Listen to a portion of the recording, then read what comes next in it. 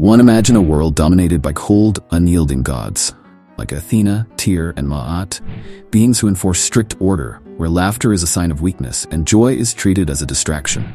Athena, the Greek goddess of wisdom, values logic and restraint over wild passion. Tyr, the Norse god of law and war, upholds strict duty and sacrifice, leaving no room for celebration. Ma'at, the Egyptian goddess of balance and cosmic order, ensures that everything stays in its proper place, leaving no space for the unknown or the thrill of life's mysteries. But such a world is only half the story of ancient times. Beyond the reach of these stern deities, there are gods who dance to a different rhythm, gods who delight in the chaos of a festival, the thrill of the unknown, and the magic of celebration. Dionysus, the Greek god of wine and ecstatic revelry. Freyr, the Norse god of fertility and the vibrant force of nature. And Anubis, the Egyptian guardian of souls who unveils the mysteries of life and death. Each embody a spirit that transforms the ordinary into something enchanting. Today, we'll dive into their tales, discovering how they bring color, music, and the allure of the unknown into our world, reminding us that life is meant to be celebrated. Let's begin our journey in ancient Greece, where the air is thick with the scent of ripe grapes and the sound of ecstatic revelry echoes through the hills. This is the domain of Dionysus, the god of wine, fertility, and religious ecstasy. But don't be fooled by his jovial reputation. Dionysus is a god of profound contradictions and hidden depths. Imagine yourself in a small Greek village, nestled among rolling hills covered with vineyards. It's the time of the grape harvest, and the entire community is buzzing with excitement. As night falls, torches are lit, and the festivities begin.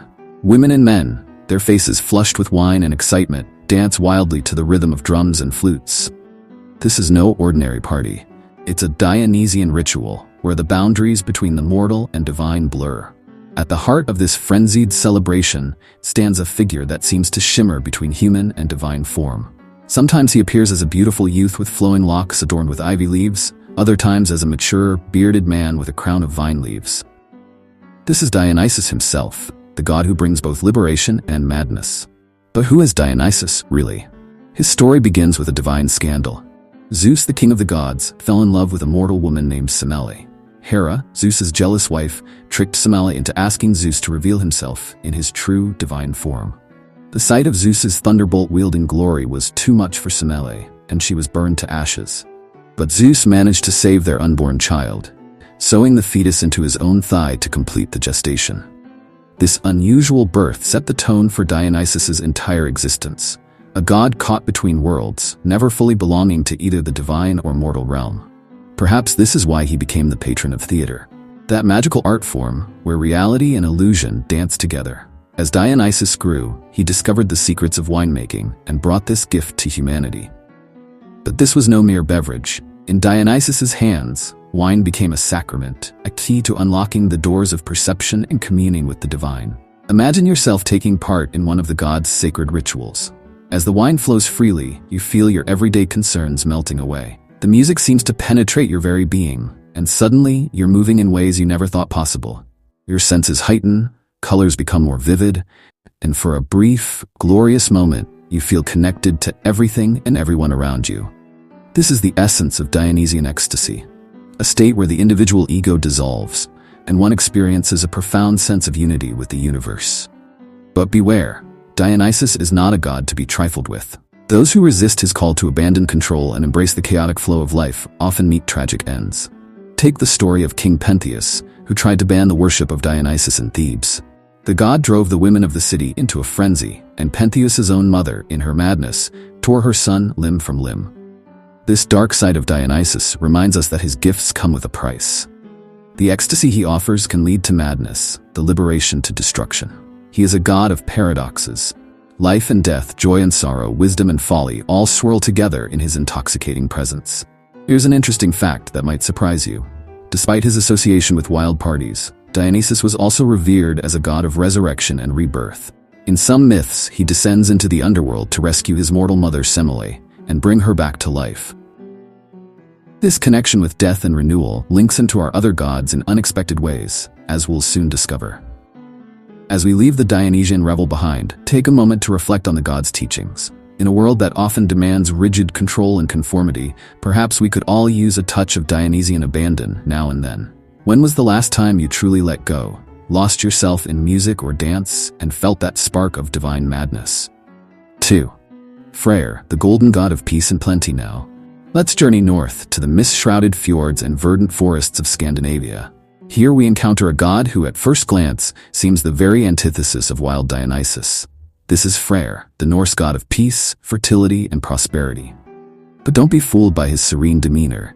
Freyr's power runs as deep as the ancient roots of Yggdrasil itself. Imagine yourself standing in a lush meadow on a warm summer's day. The air is alive with the buzzing of bees and the sweet scent of wildflowers.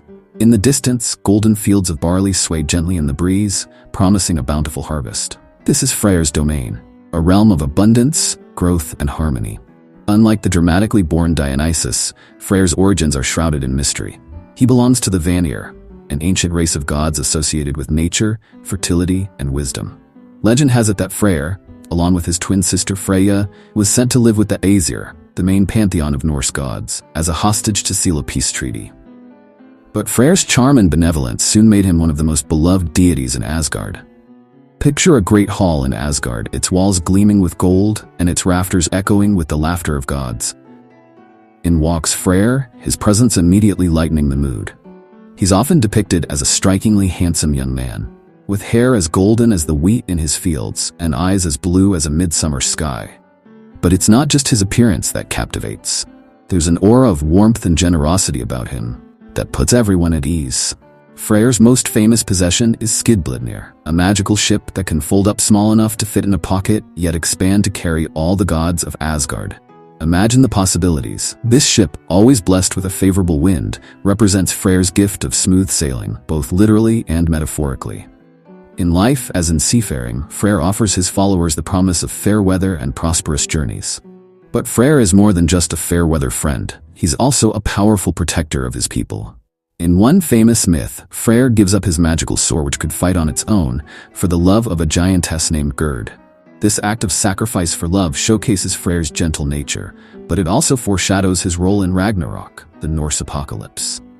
Now here's where things get really interesting. Despite being a god of peace, Freyr is destined to play a crucial role in the final battle at Ragnarok. Having given up his self-fighting sword, he's prophesied to fall in combat against the fire giant Surtur. But even in this violent end, Freyr's essence as a fertility god shines through. For after Ragnarok, when the world is reborn, it's said that Freyr's legacy will live on in the survivors who repopulate the earth. This dual nature, peaceful benefactor and fated warrior, makes Freyr a complex figure. He reminds us that true strength often lies in gentleness, and that the most profound acts of courage may be acts of love and sacrifice.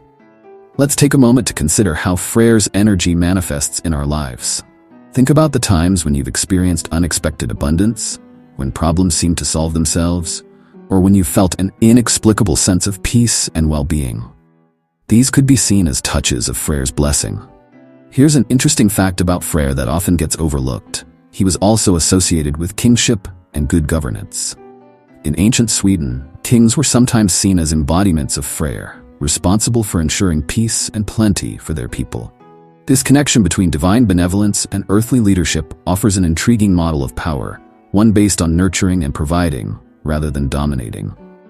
As we leave Freyr's golden fields behind, consider this. In a world often torn by conflict and scarcity, how might embracing Freyr's principles of peace, generosity, and abundance change our personal lives and our societies? What would it look like to lead like Freyr, prioritizing the well-being of all? 3. Anubis, the enigmatic guardian of the afterlife. Our final destination takes us to the sun-baked deserts of ancient Egypt, where the line between life and death is as shifting as the sands. Here, in the realm of pyramids and hidden tombs, we encounter Anubis, the jackal-headed god of mummification and the afterlife. If Dionysus represents the wild joy of life and Freyr the serene abundance of nature, Anubis embodies the profound mystery of what lies beyond. Close your eyes and imagine yourself standing before the Great Pyramid of Giza as the sun sets, painting the desert in hues of gold and crimson. As darkness falls, a cool wind rises, carrying with it the whisper of ancient secrets. This is the hour when Anubis walks the earth, guiding souls on their journey to the afterlife. Unlike the more human-like Dionysus and Freyr, Anubis is often depicted with the head of a jackal, a creature associated with death due to its habit of scavenging in graveyards. But far from being a fearsome specter, Anubis was seen by the ancient Egyptians as a protector and guide, a compassionate presence in the face of life's greatest mystery. Imagine yourself as an ancient Egyptian, preparing for your journey into the afterlife. As your body is carefully mummified, prayers are offered to Anubis to ensure your safe passage. The god's skilled hands are believed to be at work, preserving your earthly vessel for its eternal rest. But Anubis's role doesn't end there. He's also the guardian of the scales of justice in the Hall of Two Truths, where each soul's heart is weighed against the feather of Ma'at, the embodiment of truth and cosmic order. Picture this dramatic scene. You stand in a vast hall, its walls covered in vibrant hieroglyphs depicting the journey of the soul. Before you is a great golden scale. On one side, Anubis places a feather, on the other, your heart. The air is thick with tension as the balance wavers. This is the moment of judgment, where your earthly deeds are measured against the cosmic ideal of truth and harmony. If your heart is lighter than the feather, you're granted entry into the blissful fields of reeds. If not, well, let's just say the crocodile-headed Ammit, devourer of souls, is waiting nearby. This concept of divine judgment and cosmic justice sets Anubis apart from our other two gods. While Dionysus offers liberation through ecstasy and Freyr promises abundance in life, Anubis reminds us of the ultimate accountability we all face. His presence encourages us to consider the weight of our actions and the legacy we'll leave behind. He was often invoked for healing and protection in life, not just in death. Ancient Egyptians would wear amulets bearing his image for good health and to ward off evil. This connection between the Lord of Death and the preservation of life hints at a profound truth: that understanding and accepting our mortality can lead to a fuller, more authentic way of living. Each, in his own way, deals with transformation. Dionysus through the altering of consciousness, Freyr through the cycles of nature, and Anubis through the ultimate transformation of death. Each offers a different perspective on how to navigate the mysteries of existence, reminding us of the multifaceted nature of the divine and of our own souls. Their stories continue to resonate across the millennia, offering us fresh insights into our own lives and the world around us. So, dear viewers, I leave you with this question to ponder. If you could embody the qualities of one of these gods in your own life, which would you choose, and how might it change your perspective on the world? If you've enjoyed this mythological journey, don't forget to like this video, share it with a friend who loves delving into ancient mysteries, and subscribe to our channel for more explorations of the divine and the human. Until next time, may you find a bit of divine inspiration in your everyday life.